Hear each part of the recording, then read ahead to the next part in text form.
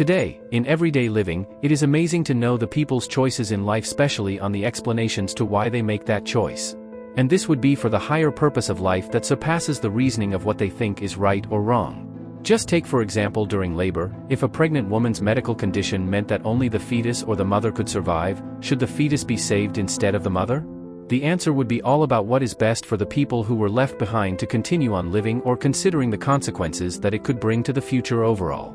So hypothetically, if indeed there's a God and we are created in His image, including decision-making, He would think similarly like us, but His ways would be understandably greater as the Almighty Creator. In Isaiah 55 verse 9 it says, "God's ways are higher than our ways." God's choices therefore would be the best for us all ultimately. All things that we could think of and see reminded us of where we stand relevant to the intelligent designed universe. Just as Romans 1 verses 20 to 21 says, "Since the creation of the world God's invisible qualities, His eternal power and divine nature, have been clearly seen, being understood from what has been made, so that people are without excuse." And in Jeremiah 29 verses 11 to 13 it says, "For I know the plans I have for you, plans to prosper you and not to harm you." This verse does not jive with the atheists' bubble, since God is not like that for them. Hence, they showed passages of the so-called ungodliness of God in the Bible. But God is the God that the Christians believed in, and not as what these atheists would have thought of Him.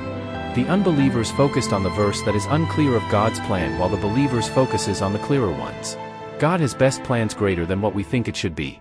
If the choices that signifies morality for greater good may acceptably seemed logical from limited human minds, it goes without saying then that the choices for greater good from a super being could have been more reasonable.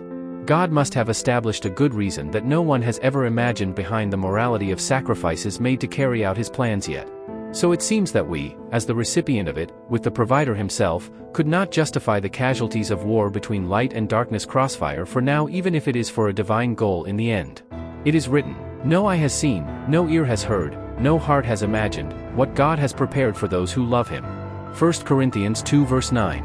To God be the glory as He blesses us all.